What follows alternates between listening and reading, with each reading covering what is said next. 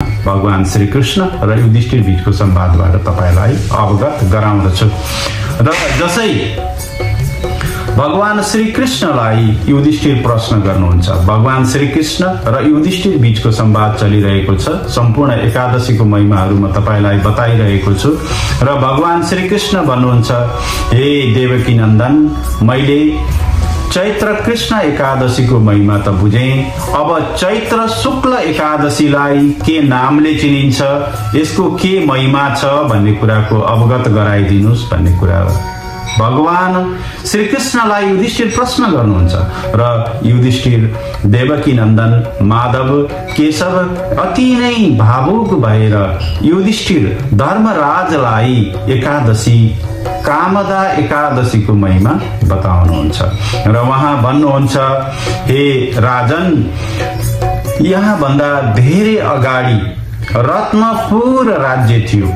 जुन रत्नपुर राज्य भनेको सुनै सुन हीरा जवाहरातहरूले बनेको अति नै मनोरम राज्य थियो, जुन राज्य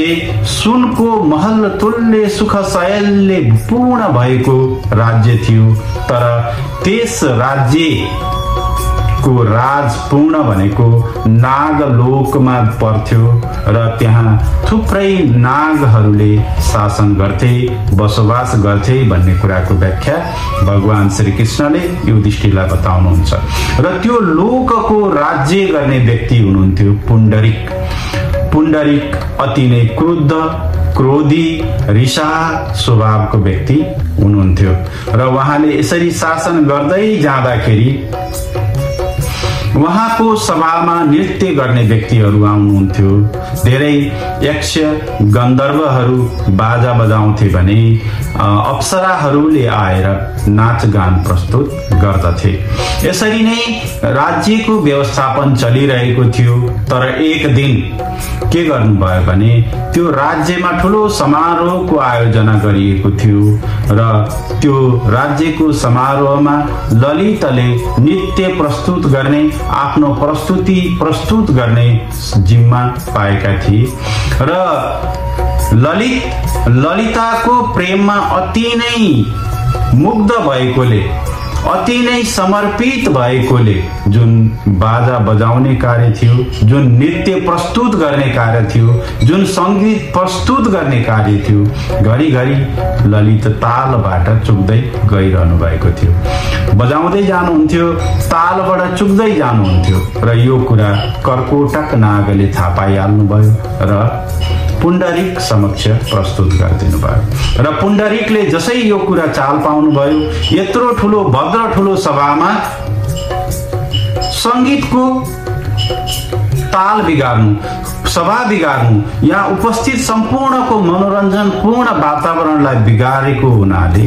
अति नै क्रोधित भएर पुण्डरीकले ललितलाई श्राप दिनुभयो र राक्षस भइजाओस् भनिसकेपछि उसको अनुहार ललितको पूर्ण शरीर अथवा अनुहार नै बदलिँदै राक्षस स्वरूपी हुन गयो। जब ललितलाई भेटिन् अति नै दुखी भइन् र यसको उपायको तर्फ खोजी गर्न थालिन् र जसै ललिताले यी उपाय के गर्ने भन्ने विषयमा खोजी गर्दै गइसकेपछि एक दिन ऋषि आश्रममा पुगिन् र ऋषि आश्रममा पुगिसकेपछि ऋषिले ललितालाई आउँदो चैत्र शुक्ल एकादशी कामदा एकादशी हो, त्यो दिनको एकादशी नियम पूर्वक पालना गर्नु र त्यो एकादशीको जुन पुण्य फल छ त्यो पुण्य फल ललितको नाममा समर्पण गरिदिनु भन्ने जस्तै गरी ललिताले पनि चैत्र शुक्ल एकादशीको दिन व्रत तथा महिमाको सम्पूर्ण भावहरू पारित गरी भगवान विष्णुको ध्यान गरिरहेर जुन सम्पूर्ण व्रत फल प्रदान प्राप्त गरिन्, त्यो व्रत फल अन्तिममा ललितको पुण्य कार्यको लागि उहाँले जसै समर्पित गरिदिन्, ललितको जुन राक्षसी स्वभाव थियो त्यो स्वभाव, त्यो अनुहार बदलिएर पूर्ण पूर्व स्वरूपमा आउनुभयो र उहाँलाई यो अवस्थाबाट के भयो, मुक्ति भयो भन्ने कथाको सारांश भगवान श्रीकृष्ण युधिष्ठिरलाई बताउनुहुन्छ र ऋषि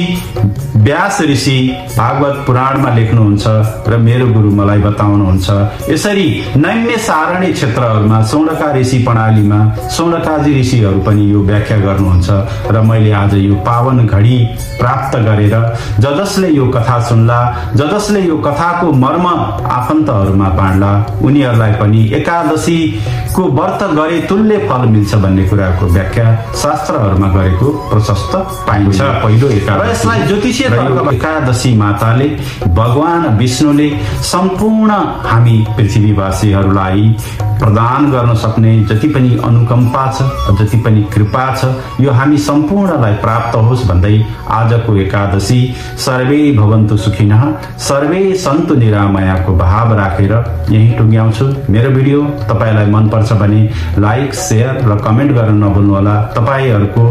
जिज्ञासा, विचार, सुझावले नै मलाई यसमा अझ तपाईहरूले बुझिरहनु भएको छ भन्ने कुराको फिडब्याक मिल्नेछ र तपाईहरुकै अथाह मायाले जुन तपाईले लाइक, सब्स्क्राइब र फिडब्याकहरू दिइरहनु भएको छ, यही मायाले नै मैले थप भिडियोहरू बनाइरहेको पनि छु भन्दै आजको भिडियो यही टुङ्ग्याउँछु। जय श्री